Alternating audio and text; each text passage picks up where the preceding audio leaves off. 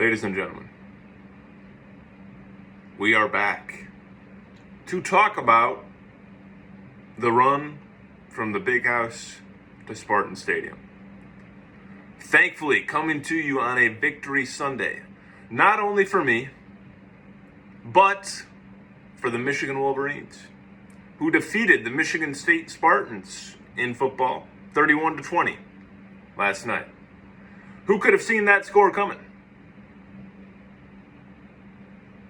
I could have.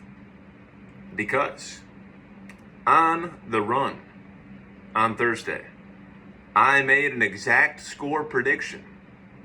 And throughout all 60 miles, I was gathering information, trying to come up with the exact perfect score.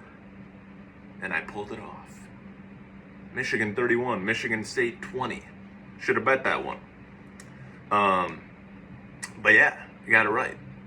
And as for the run itself, gonna get really deep into that, but just wanted to, throw out there that I might have gotten the score exactly right, which I did. But the run. So, early on Thursday, October 23rd, my mom took me to Ann Arbor so that I could start the run, 60 miles. Now, to preface, this run I had been building towards for literal months. Like, people who are close to me can tell you, I had been thinking about this for a while, because last year, when I did it in June, it didn't go super well. I made it to 35, which is obviously not, the full distance. But on last Friday, I had the Strava followers. I talked about this on the last Closeout Combo. You guys, Strava followers, maybe some YouTube people too, voted for which direction I was going to go. And it came out to the actual direction that the team was traveling. So U of M to MSU. I forget what it was last time I checked, but it was like 42-29. So it was like, pretty even, about 60-40 split. But yeah, decided to go that way.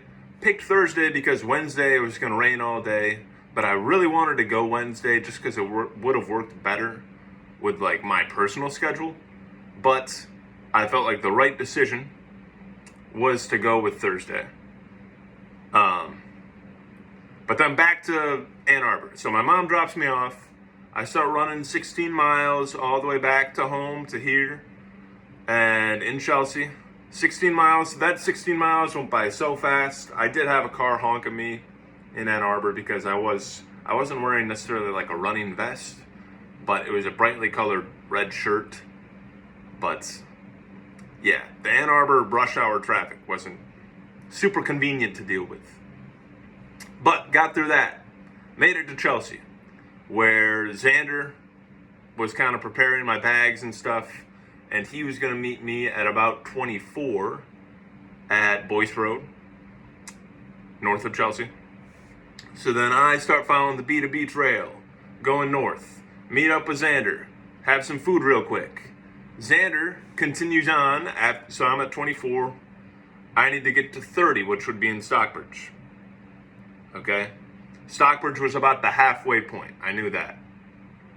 And that is where Xander was going to meet Tim and Klepaski, two former runners of mine, who technically Tim screwed for me twice at the Connecticut Marathon in May of 2024 and at a Heritage 50K race that I did, I want to say, October 2023.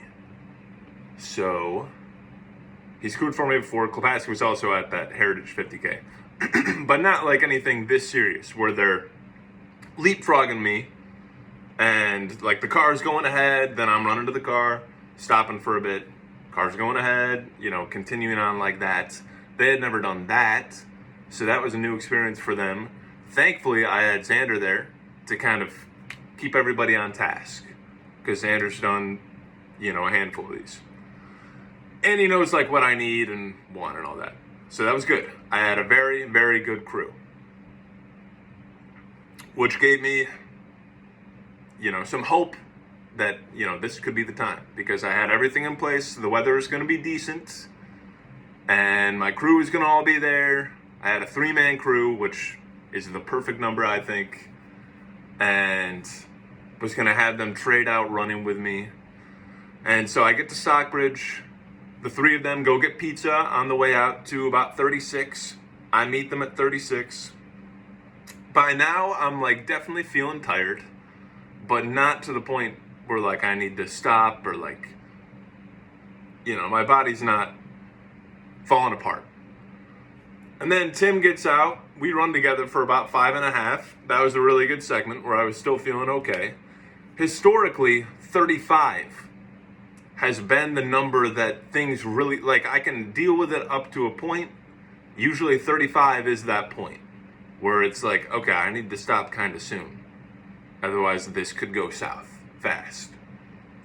But I kind of had it wired into my brain that no, you're going past 35. You're going all the way to 60 plus.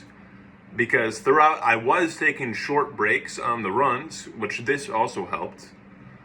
Short breaks on the runs where I would, grab some water, maybe eat something, and just, instead of actually stopping, I would just kind of keep walking.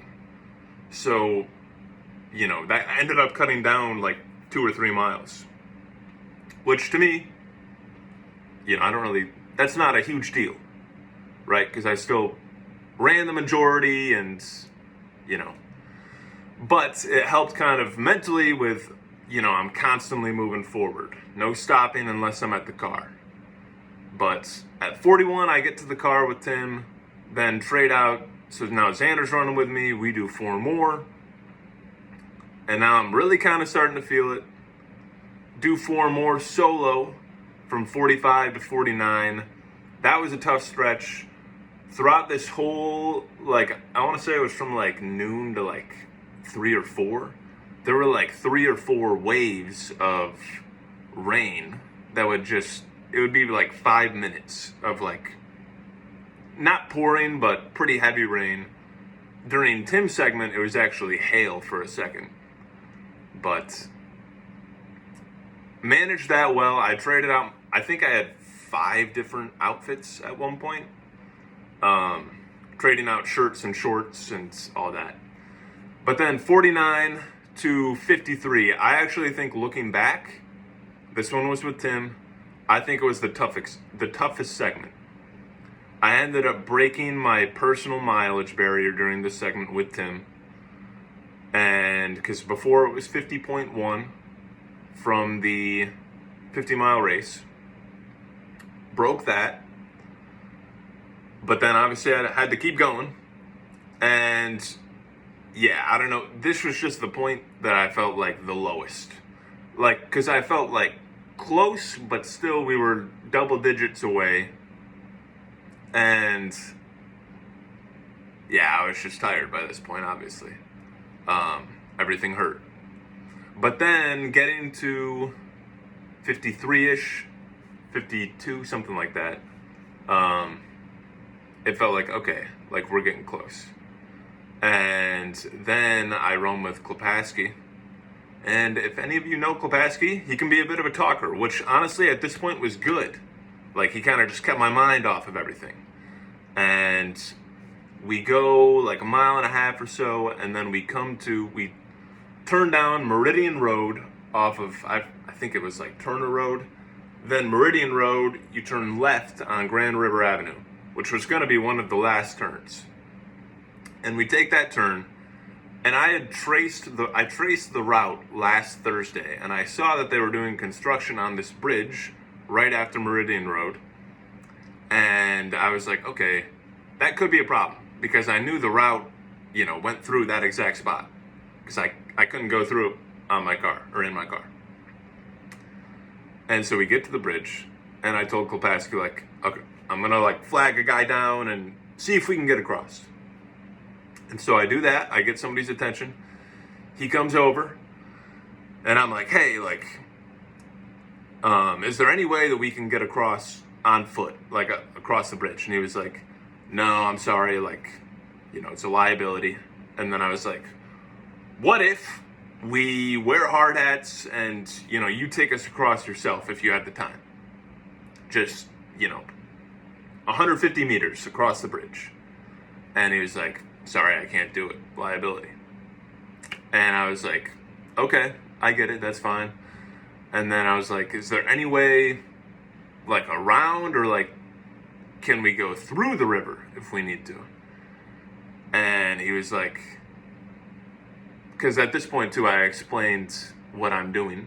I'm like, I started at the big house early this morning and want to make it to Spartan Stadium. Like, can you help us out? But he was like, no. And so then we asked him if he can, or if we can go across the river, and he's like, you can try. That side's more shallow, so he did help us out. And you wouldn't be the first to try or to do it.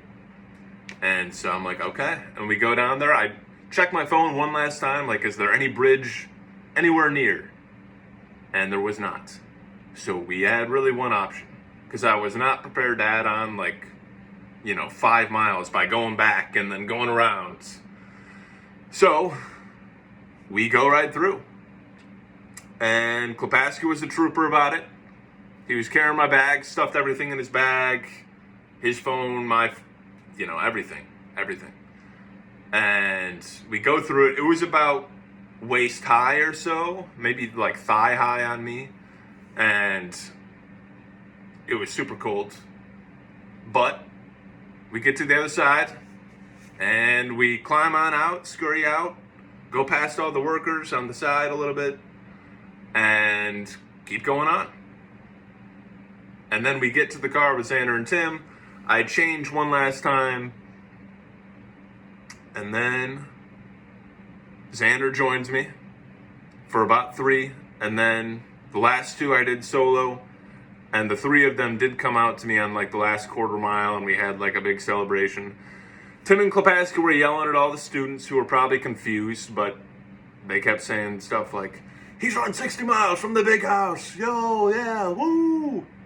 And yeah, that was fun. I mean, this time, at this point, obviously I'm like dead tired, but still trying to enjoy it. And I was smiling. It was fun. And yeah, seeing the stadium was awesome. I don't think I'll ever forget it. Turning the corner and like kind of having the wave of like, I really just did that. I started at the big house this morning, and on foot, I made it all the way to East Lansing. And yeah, it's definitely one of my favorite running accomplishments that I've personally done.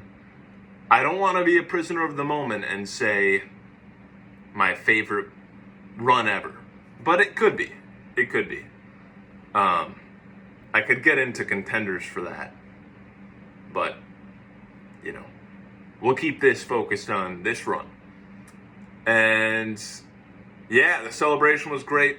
Hit the stadium, got all the pictures, and yeah, I was very thankful to all 3 of them for taking the time to help me out. They basically spent from like, 10:30 a.m. to 8:30 p.m. either driving or running or helping just in some way. So to all of them, the 3 of them, thank you. Could not have done it without them, quite literally. And yeah, it was a fun one. For me personally, the longer I think about like something that I have to do, the better. The more like focused I can be on it and just kind of like attack it is better for me. I know some people, you can overthink it, which in some cases in my life, I can overthink stuff, but not for running challenges for whatever reason.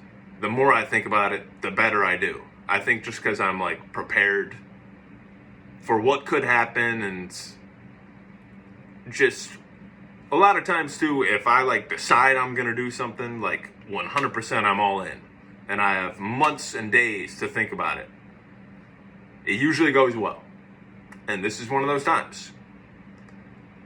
So yeah, got the score right too, which is like the cherry on top of an already great week. But I am about to do 8.7-ish miles. The last 2 days, I haven't really been too tired. I did have this weird pain in my wrist, but that has kind of subsided over the last like 24 hours. But it's just really strange. I have no idea how I got it. But my only theory is holding my fist tight while I was running. But hopefully that goes away soon. But yeah, thanks for watching. Thanks for the kudos if you gave them on Thursday. I'll talk about my next running thing next week because it's already coming up soon. But yeah, hope you enjoyed. Go Kudo the run if you haven't. And we'll see you next time. Go Blue.